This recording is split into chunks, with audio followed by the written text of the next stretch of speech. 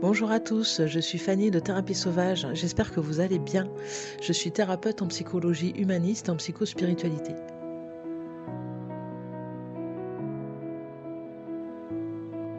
Dans ce petit podcast, j'aimerais vous parler des choses à ne pas faire avec un pervers narcissique. Donc cette vidéo est la troisième sur le thème des pervers narcissiques. Je ne sais pas si j'en referai d'autres après, mais après je vais changer de sujet. Mais c'était important de bien traiter ce sujet de manière assez carrée et structurée, parce que c'est un problème qui génère beaucoup de souffrance. Et voilà, c'est bien d'avoir des vidéos qui sont assez claires sur ce thème-là. Alors, je vous ai listé 10 comportements à ne pas avoir avec un pervers narcissique. Alors, premier point, ne pas essayer de le changer. Il est tentant de vouloir sauver ou changer un pervers narcissique, mais cela est futile. Ce type de personnalité ne change pas facilement, car il n'admet pas ses torts, ni ne reconnaît ses propres problèmes. Donc voilà, absence totale de remise en question, c'est un de ces points-là d'ailleurs qu'on reconnaît les pervers narcissiques, car ils ont tous ce point-là qui est de ne jamais se remettre en question, ce n'est jamais, jamais de leur faute. Donc vu que ce n'est pas de leur faute et qu'ils n'ont pas de problème, pourquoi changeraient-ils? Et pourquoi prendraient-ils conscience qu'ils sont des pervers narcissiques, ce qui est quand même quelque chose qui n'est pas très bon pour l'estime de soi. Donc si vous traitez un pervers narcissique, deux pervers narcissiques, il y a de fortes chances qu'ils vous disent que ce n'est pas lui qui est pervers narcissique, mais que c'est vous. Deuxième point, ne pas se justifier. Le pervers narcissique adore entrer dans des débats interminables où il pousse l'autre à se justifier. Ne tombez pas dans ce piège. Restez bref et direct dans vos réponses, sans chercher à vous défendre longuement. Car vous rentrerez dans des conversations sans fin où il arriverait à vous retourner le cerveau, à retourner les choses contre vous et vous mettrez dans une confusion et où vous finiriez par lui donner raison de guerre lasse. Ça va vous pomper beaucoup d'énergie et à la fin de la discussion, vous ne saurez même plus pourquoi vous l'aviez commencé. Donc oui, évitez les discussions trop longues. Il faut être bref, précis, concis, clair, net et précis. Troisième point, ne pas montrer de vulnérabilité. Un pervers narcissique utilise la vulnérabilité des autres à son avantage. Évitez de lui confier vos peurs, vos doutes ou vos faiblesses, car il pourrait les utiliser contre vous. C'est une des grandes spécialités aussi des pervers narcissiques.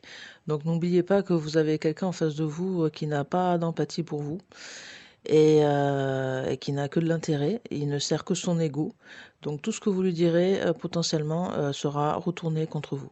Même s'il fait mine d'être à l'écoute et de vous comprendre et s'il va vous pousser à vous confier justement pour avoir ensuite des cartouches à vous rebalancer dans la tête quelques jours plus tard. Point numéro 4, ne pas réagir émotionnellement. Les pervers narcissiques se nourrissent des réactions émotionnelles des autres. Ils cherchent à vous mettre en colère, à vous rendre triste ou à vous déstabiliser. Restez calme et impassible autant que possible. Un comportement calme va énormément les déstabiliser et ils n'auront plus d'accroche sur vous. Et ça vous permettra aussi de moins vous dépenser au niveau énergie et au niveau émotionnel. Le point numéro 5, ne pas entrer dans leur jeu. Donc il est crucial de ne pas participer à ces jeux de manipulation. Cela inclut le fait de ne pas répondre aux provocations, aux mensonges ou aux tentatives de contrôle. En d'autres termes, refuser de jouer le rôle qu'il essaie de vous imposer. Donc c'est redondant avec le quatrième point, mais je trouve que c'est important d'insister là-dessus. Voilà, si on ne veut pas perdre face à un pervers narcissique, il n'y a qu'une seule façon d'agir, c'est de ne pas rentrer dans son jeu, ne pas jouer avec lui. Il vous dépassera sur tout ce qui est des jeux de manipulation et d'ego. Il arrivera de vous dépasser, surtout si vous avez des sentiments pour lui. Sixième point, ne pas vous isoler. Le pervers narcissique essaye de vous isoler de votre réseau de soutien. Ne laissez pas cela arriver. Maintenez des liens avec vos amis, votre famille et d'autres personnes de confiance. Très important de garder une base de vie et un espace social auquel il n'aura pas accès. Ça vous permettra de vous ressourcer et aussi de prendre conscience de la toxicité de la relation que vous avez avec cette personne. Septième point, ne pas accorder trop d'importance à ces critiques. Les pervers narcissiques sont souvent critiques et cherchent à abaisser les autres pour se sentir supérieurs. Ne laissez pas ces remarques destructrices affecter votre estime de soi. Apprenez à les ignorer. Sachez que le comportement qu'il a avec vous est une base, un schéma qu'il reproduit avec toutes les personnes qu'il met sous son emprise. Donc voilà, ne tenez pas compte de leurs critiques car ce n'est pas personnel en fait, hein, c'est juste un schéma, une méthode qu'il met en place et c'est toujours la même avec tout le monde. 8e point, ne pas accepter les excuses manipulatrices. Si un pervers narcissique s'excuse, c'est souvent dans le but de vous manipuler davantage, non pas parce qu'il reconnaît réellement ses erreurs. Soyez prudent face aux excuses qui ne sont qu'un moyen pour lui de maintenir le contrôle. Donc ils adorent ça, se mettre en victime de la situation et vous mettre en bourreau, c'est-à-dire l'inversion accusatoire. Voilà, c'est un autre mot pour définir ces comportements-là qui sont typiques de la perversion. Donc même s'il pleure, que c'est les grandes eaux et qu'il se fait plaindre et qu'il vous fait 1000 excuses et qu'il se met à genoux, sachez que derrière, c'est toujours pareil, ce n'est que de la manipulation et qu'une stratégie pour vous garder sous son emprise. 9e point, ne pas rompre sans plan. Si vous envisagez de mettre fin à la relation, ne le faites pas sur un coup de tête. Préparez-vous soigneusement, en particulier si vous vivez avec cette personne ou si vous partagez des ressources. Assurez-vous d'avoir un plan pour vous protéger. D'où l'intérêt de préserver sa base de vie, d'avoir des amis et d'avoir un espace auquel le pervers narcissique n'a jamais accès. Cet espace vous permettra de vous préparer à la rupture de manière efficace et la plus protectrice pour vous. 10e et dernier point, ne pas ignorer les signes de danger. Les pervers narcissiques peuvent devenir vindicatifs ou même dangereux lorsqu'ils perdent le contrôle sur leurs victimes. Ne sous-estimez pas leur potentiel de réaction négative et prenez toutes les précautions nécessaires pour votre sécurité. C'est d'ailleurs dans ces moments-là, justement, au moment de la rupture ou au moment où ils sentent qu'ils perdent l'emprise sur leur proie, que les pervers narcissiques montrent leur vrai visage et montrent à quel point ils n'ont pas de sentiments pour vous, ils sont dangereux et ils sont prêts à tout pour ne pas vous perdre. Alors ne prenez pas ça pour de l'amour ou même de la dépendance affective, ça fait vraiment partie de leur stratégie, de leur programme.